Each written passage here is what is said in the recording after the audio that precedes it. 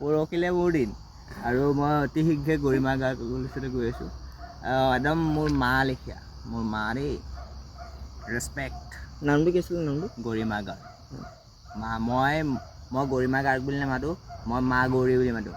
মা গৌৰী, মোৰ কাৰণে এই নামটো বেছি ভাল লাগে মানে। এই গৰিমা গাৰ্গ, গৰিমা গান গাব লাগে সেইকাৰণে মই গান নাগাওঁ, মই মা গৌৰী বুলি মাতোঁ। মা গৌৰী হেৰি লগ কৰিম, গৈ আছোঁ গুৱাহাটী কিন্তু যোৰহাট আহিবা কেতিয়াবা ফুৰিবলৈ। এবাৰ কান্দিবলৈ নহয়, যোৰহাটত কান্দিবলৈ তোমাৰ কণা অধিকাৰ নাই দেই। তোমাৰ যোৰহাটত গোটেই অসমৰ যিখন ডিষ্ট্ৰিক্টতে কান্দি থাকিবা, কিন্তু যোৰহাটত আহি কান্দিবা চাবা আকৌ।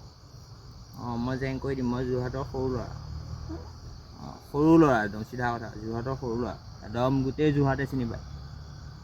এইটো যে 2000 চনৰ যিমানখিনি ল'ৰা ছোৱালী আছে মোৰ বেটছৰ, প্ৰিয়াংকু বৰা বুলি ক'লে যোৰহাটে চিনি পায়।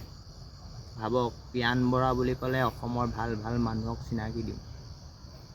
পিয়ান বৰা বুলি ক'লে কৈ দিছোঁ, যদি পিয়ান বৰা বুলি কওঁ ন, অসমৰ ভাল ভাল মানুহৰ নাম লৈ চিনাকি দিম। এইজন মানুহে মোক চিনি পায়, সেইটো চাওক।